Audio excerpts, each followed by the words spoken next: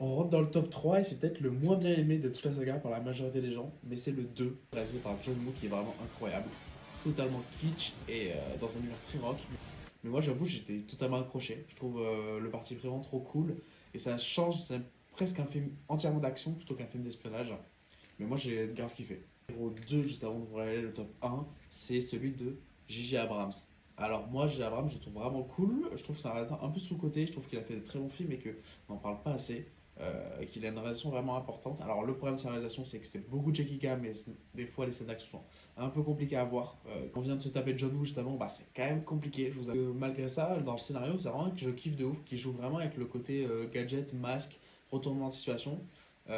Et vraiment un méchant que je trouve mémorable. Moi, c'est peut-être le meilleur méchant, je trouve, de la saga. Et en numéro un bien sûr, bah, c'est le numéro un en fait. Réalisé par De Palma. Moi, je trouve que c'est vraiment un film que j'adore parce que c'est plus qu'un film d'action, c'est presque un film d'espionnage. Et pourtant, il date de 1986. Ça veut dire que ça fait presque 30 ans qu'on a Mission Impossible. Et un travail de mise en scène que je trouve vraiment remarquable.